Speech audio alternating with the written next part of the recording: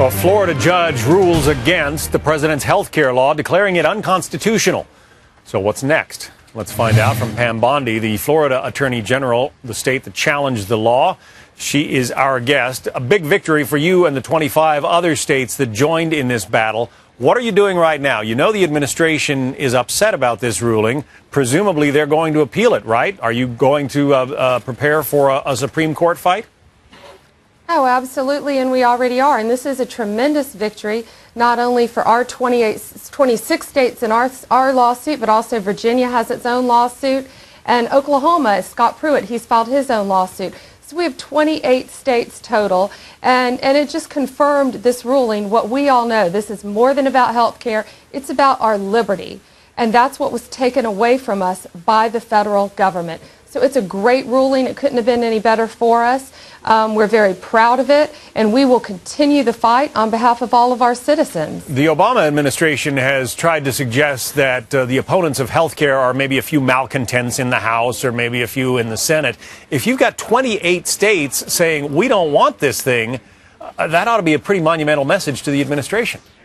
Well, not only that. Yeah, isn't that interesting? We have 28 states, maybe more to come when some of my counterparts are sworn in. They haven't taken office yet. We have 28 states. We have 33 governors writing a letter to the president telling him the tremendous cost that it will have, the impact on our states.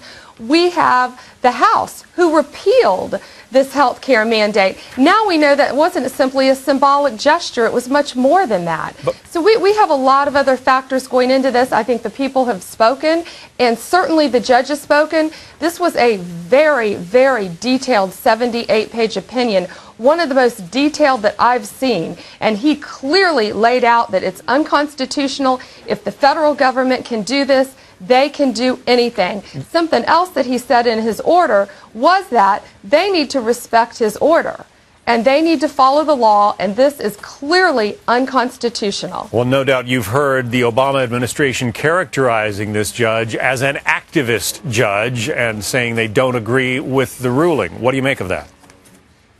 He followed the law. If you read the cases, this opinion is almost like a law review article. It was so well written. He documented, he listened to the Department of Justice's argument, he listened to our argument, and he cites case law.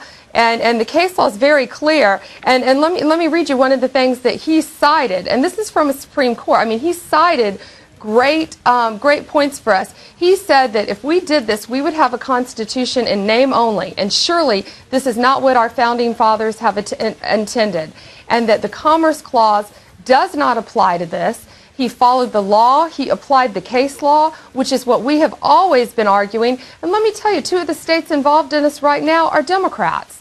So this is a bipartisan effort, and it's becoming even more than that. We have the National Federation of Independent Business who's joined in the lawsuit with us. And, you know, the federal government needs to start listening to the 28 states, to the 33 governors. They need to listen to what the House did, and the Senate needs to follow the law, and they need to pass a repeal as well. We are going to watch and see what comes next as this battle goes on. Pam Bondi, the Florida Attorney General, thanks for being with us. Thank you.